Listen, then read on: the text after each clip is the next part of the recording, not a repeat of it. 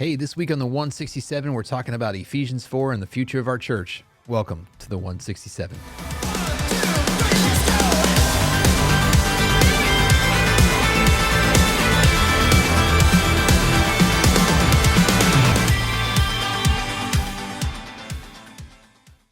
Hey, welcome to the 167. I'm here with Pastor Rick George from New Life Community Church. Hey, good morning. And I'm Lucas Motley. I'm the discipleship pastor here.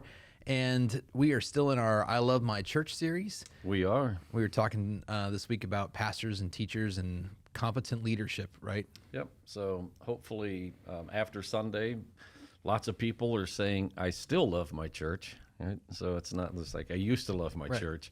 That's a whole nother series. So hopefully it is I still love my church. All right. And then we've been beginning the podcast this week of highlighting something because you've been asking the congregation every week, what do you love about your church? So I'll just ask you every week, what do you love about your church? Yeah. So today I was thinking about one of the things I love about our church is that other people in the community who don't go to our church say things in a positive way about our church.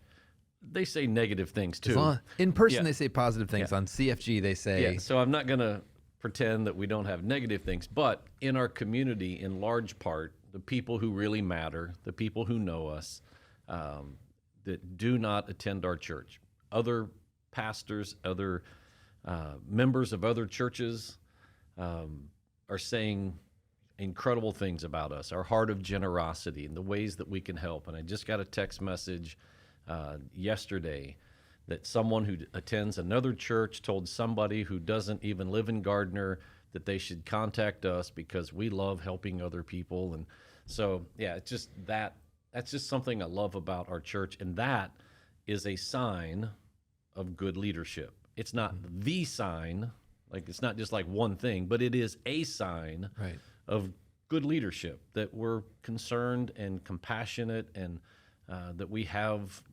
thoughts and we care about the people in our community, even if you don't go to our church. Well, and I think one of the things that you mentioned in your sermon this week that it prompted that in me, that I was like, oh yeah, I'm thankful for this, is, of course, Pastor Kevin, you kind of mentioned he's one of our unsung heroes, and Sarah, our office administrator, and they do a lot of work with benevolence. Yeah. Like every time that at the end of the year, we put up numbers where we say, hey, listen, we gave $500,000 to missions, essentially, and like X number of that was local. It's like hundreds of thousands of dollars is local, and it's helping people with electric bills. It's getting them caught up on their rent.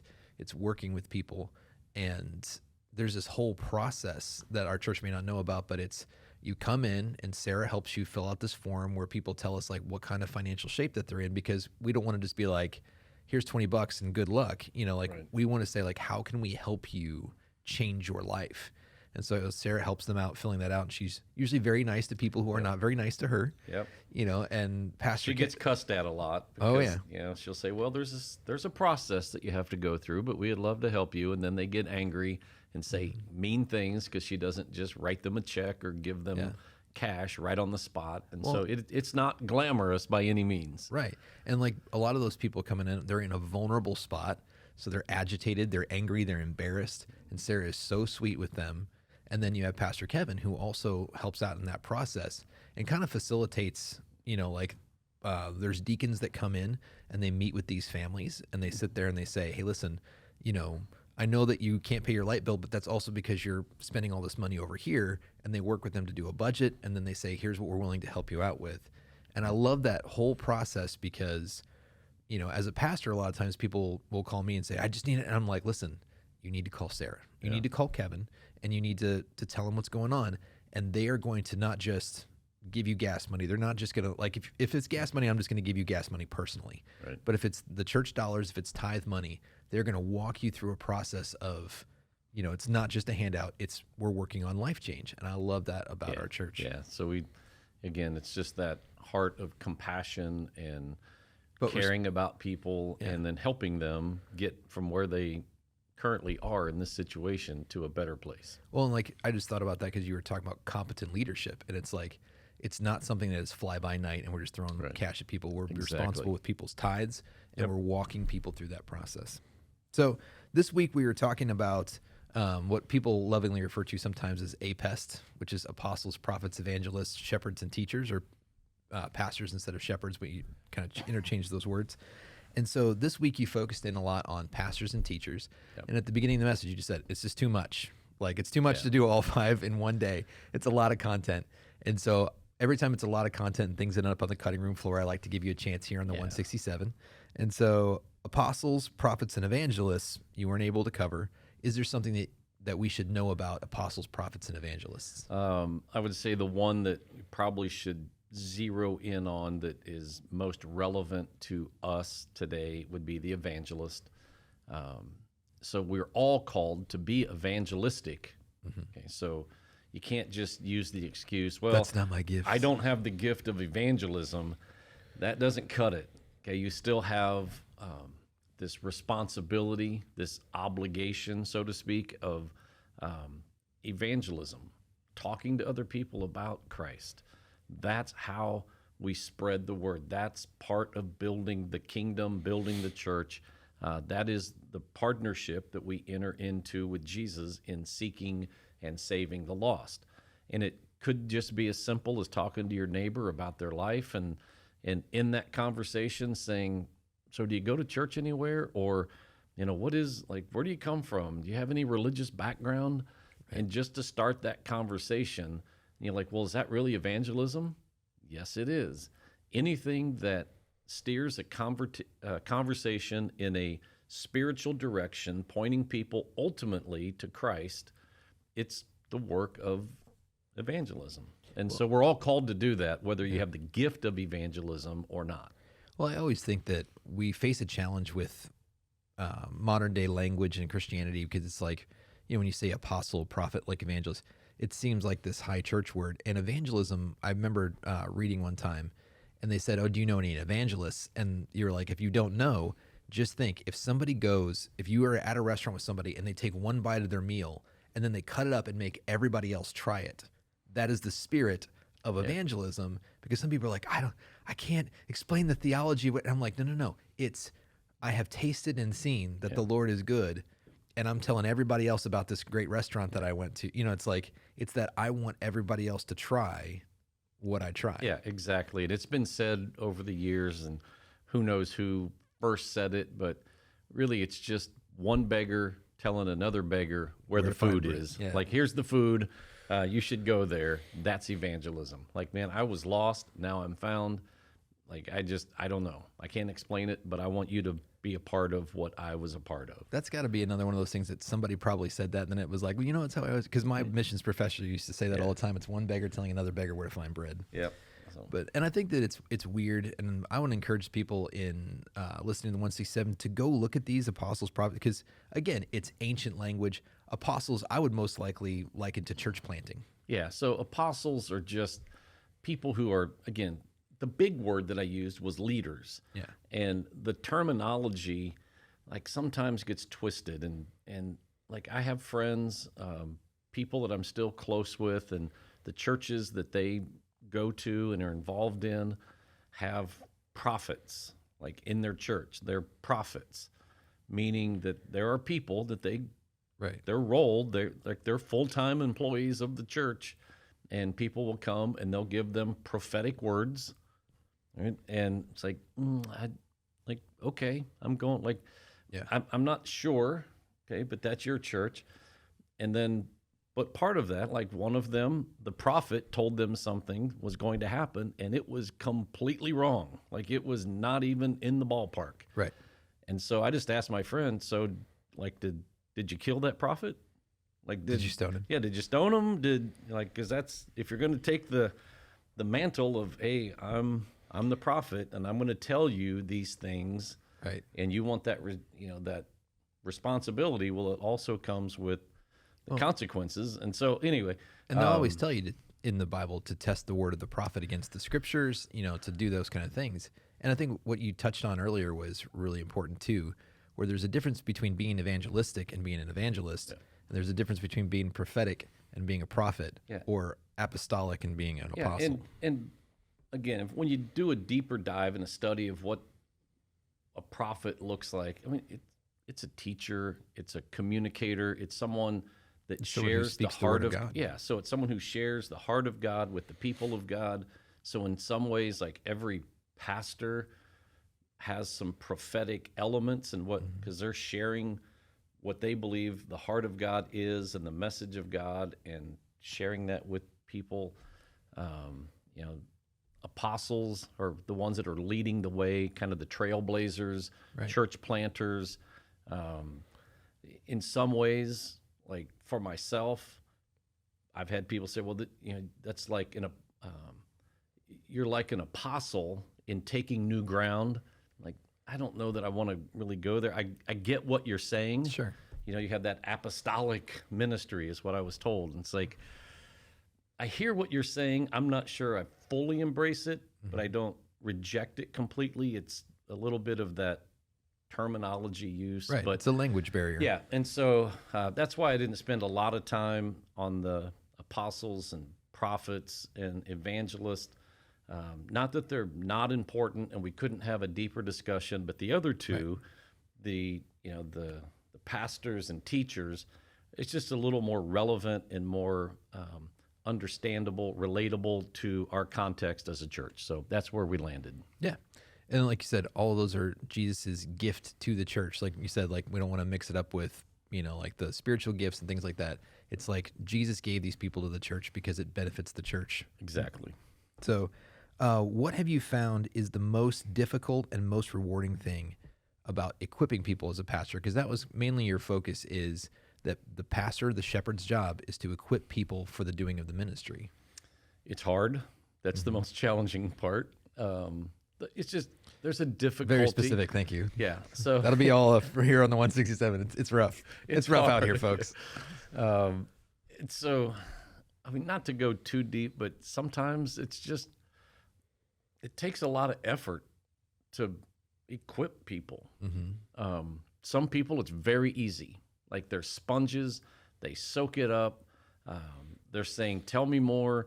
I'm applying what you're telling me. Like, I'm a learner. I'm an applier. I want to, and that's the rewarding side, where you see people who are taking the information, absorbing it, processing it, and then saying, okay, here's what I have in mind. I want to do this. I want to go and serve here and accomplish this. And that's encouraging.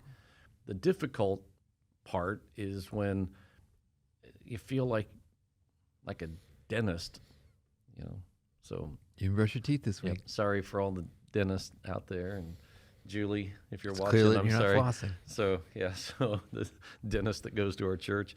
But sometimes it feels like a dentist, and you're like, I know you're not going to like this, but I gotta drill in here, and you're like, I don't want you to do this, and it's just hard. It's hard work, and sometimes it feels like you're in the equipping process. You're browbeating people, or you're trying to push them into doing something they don't want to do, and so that's the difficult part. Yeah. Like, just, is it okay to say that? Does anybody listen to this? People Yes. are going to get mad at me, and they're like, I don't want you to. It's probably preaching to the choir a Yeah. little bit, but like you said, it's the willingness part of it. Yeah. And I think I share that, where I think the most difficult thing as a pastor is to know how to lead people well through different moments. Like, there are times that I just struggle where I'm like, I don't know what to do about this. Like you're with somebody and they go through a hard time or whatever, and you're just like, I don't even know. Like, I probably should by this point, but like, everybody's individual, and so you're trying to gauge, when should I be strong? When should I be compassionate? When do I need to tell them, like, to pick themselves up and dust themselves off and shake the dust from their feet? And when do I tell, like, no, you need to lean in? I think all of those things, if you're not fully reliant, like I said, half the time I'm just going, Holy Spirit, what do you want me to say? Because, like, I'm going, I got nothing, and so I think those moments are really difficult to try and really shape somebody, because everybody needs successes, but they also need failures. Like, you can't just protect them from every consequence, and like, they need to try things out on their own, but they need boundaries, and it's very much like it's like parenting or mentor, like in any mentoring relationship, where it's like, where do I let my kids suffer a consequence? When do I give them good wisdom? And if they're rejecting that wisdom, go, well, good luck to you. Yeah. Like, and so I think that's it's a hard thing, and really, having the bandwidth to do that with a lot of people. But it's, and it's so great rewarding. Teachers are equippers. I mean, that's what teachers do. Like, they don't do everything for you, but they equip you. They give you the information.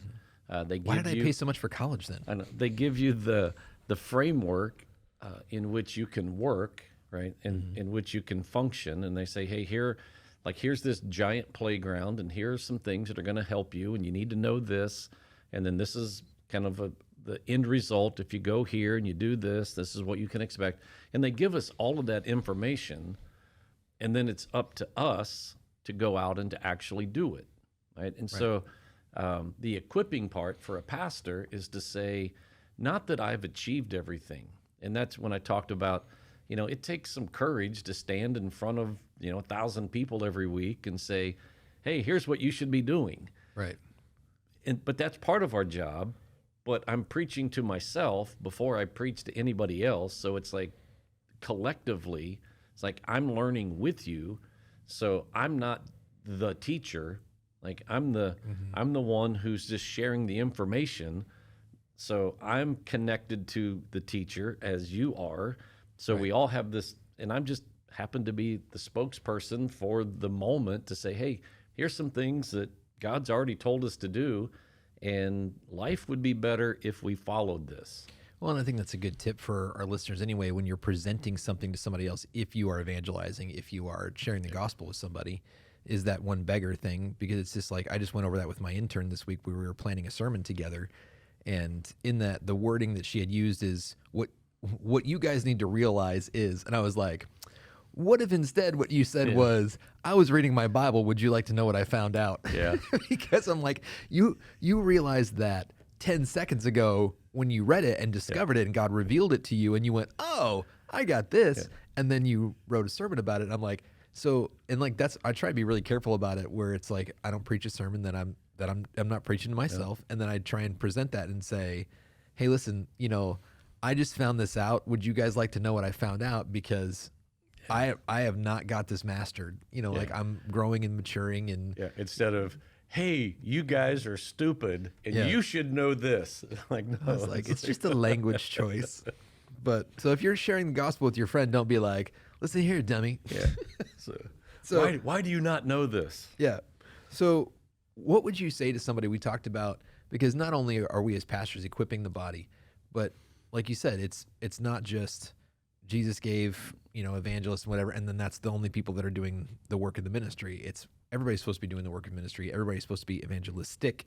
Everybody's supposed to be, whether or not you're teaching from the stage, from the Bible, you should be sharing the gospel and teaching your kids and doing those things. So what would you say to somebody who feels like maybe they don't quite fit in the body of Christ, or they're having trouble figuring out, are they a toe or am I a finger? Like, what am I supposed to be doing? Yeah. So first of all, everybody fits, right? So we were all created by God and for God, and He created us on purpose for a purpose, right? So it shouldn't ever be a question of, do I fit?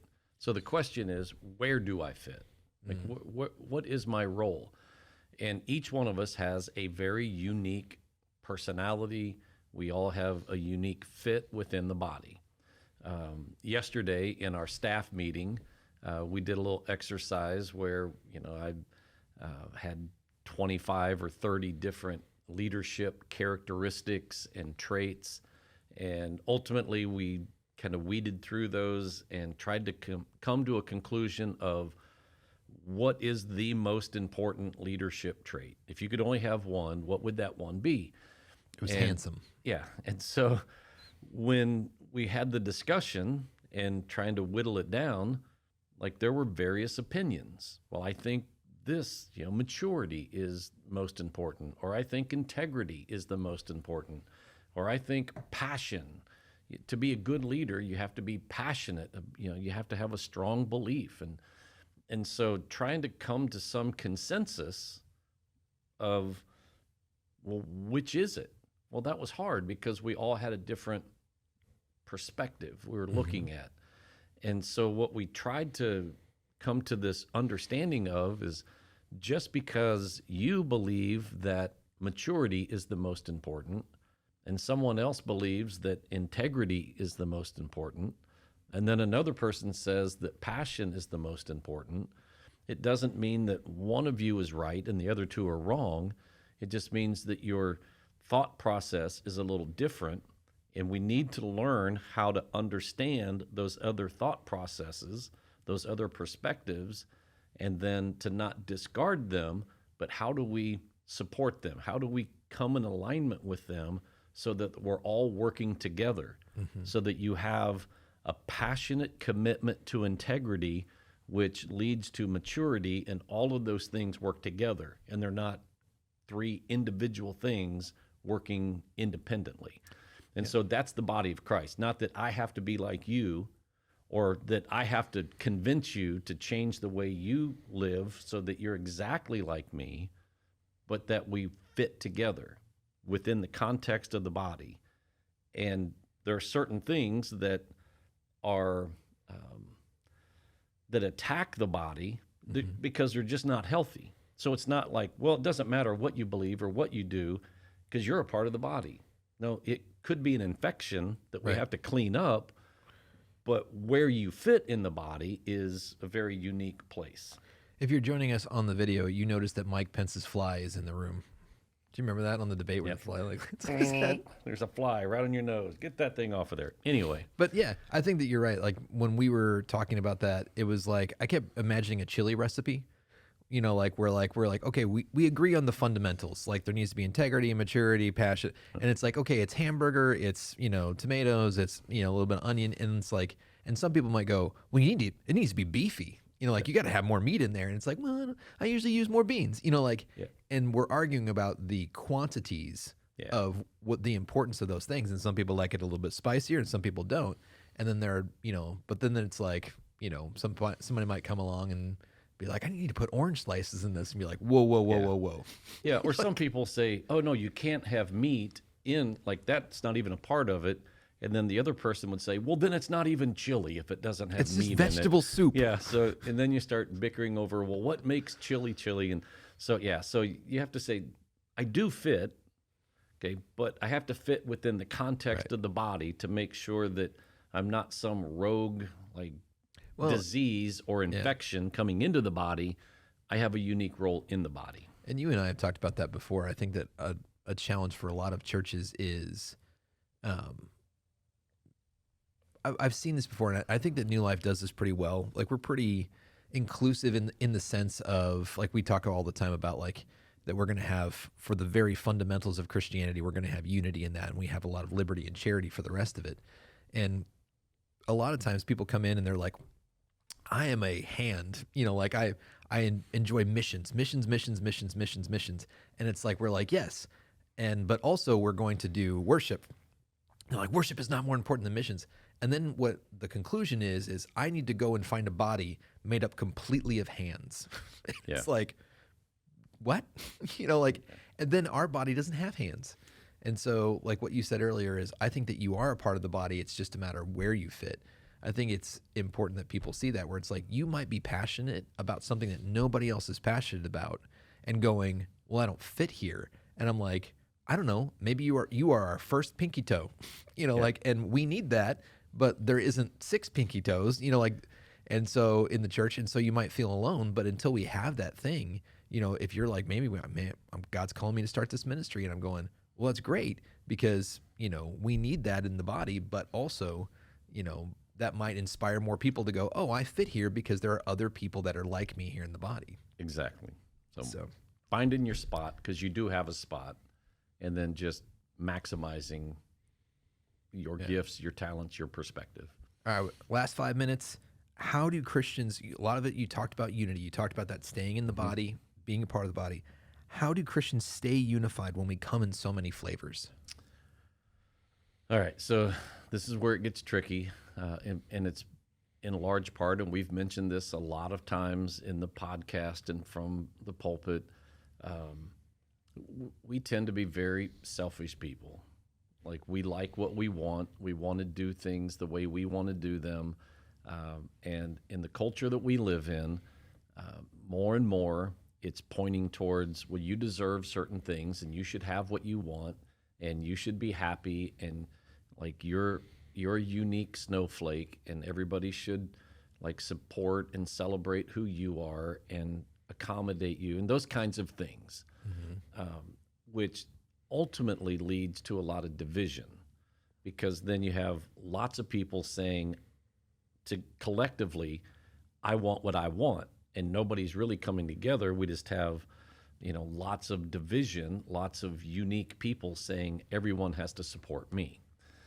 So what I said is that a healthy church is a unified church, not a church full of robots that just fall in line to say, yes, we will do whatever you tell us to do. Although the passage I'm going to use this coming week kind of counters that, where they just simply say to the leaders, whatever you tell us, that's what we'll do.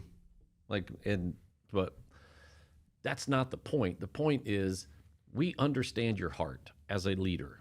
Okay, so for me, when people say, I know your heart as our pastor, I know your vision, I know that you have reached a certain level of maturity that we talked about in leadership, you have some integrity, you're passionate, we know where you've been, we know why you're going a certain direction and leading us to that place, and though we don't fully agree 100% with every nuance of your theology, in the large part, we understand and we support that. And the things that we think are important, we will not make an issue. Like, those are not the most important things. And the terminology is submission, and we don't like that. And submission is when what I want doesn't line up exactly with what the leadership wants, then am I willing to lay down what I want so that I can be unified with the whole? Okay? And so disease in a body is when something enters the body that shouldn't be there and wants to take control of the body's fighting against it, and if the disease is stronger than the body, then it starts to erode and you get sick and deteriorates. And so the same thing happens within the church. When somebody says, I want what I want regardless, and I'm going to come in, and that is not unity. Okay. And so it doesn't mean that you have to 100% agree with everything, but it does mean that I have to honor and respect authority, which is a strong message of Scripture. I have to be submissive to those that are in charge of me, to be equipped by them, so together we can go and do the work of the ministry. So that is not a fun process, because we want what we want. Sure. Well, and like what we teach in Step 1 class, obviously we talk about that. That's one of the tenets of becoming a member here, is that I will, I think it's respect the leaders of the church, and allow the pastors to equip me. And so I always explain that to people, where we literally tell people all the time, we're like, and you explain that on Sunday morning, like Pastors Dave and Natalie, Joey and Melissa, like all of these people that are in Gardner, they're ministering to people like that. It's like going, yes, if you come into New Life and you say, I wish that there were 4 hymns every week, I'm going, well, that's not who we are, And so there's a very easy solution to that, which is go to a church in Gardner that sings 4 hymns every week, and you'll love it, and we love them. And so we're not telling you that because you go there, you're going to hell. Like, we think that we're all going to end up worshiping Jesus. And so we just have a lot of, I think, permissiveness in that, and like telling people, like, we'll even help you do that. Yeah. And we have literally sat with people or talked to them on the phone and said, hey, I know that you weren't happy here. This is not what you were looking for, and we understand, but here's a church, Grace Baptist or Fellowship Bible, that we have similar theology, a little different, but we love God, and I think you would fit there, and we've pointed people somewhere else. That's unity within the body of Christ as a whole, which brings unity within the local church. Yeah. Well, join us here next week, guys, and stay tuned for another story about I Love My Church. We'll see you guys here next time. If you enjoyed this episode of the 167, make sure you like, subscribe, follow, get notified, leave a 5-star rating and a positive review. Tell all your friends to listen as well. Make sure you go over to newlifegardener.com and check out all that we have to offer as a church, and check out our messages online as well. Thanks for listening.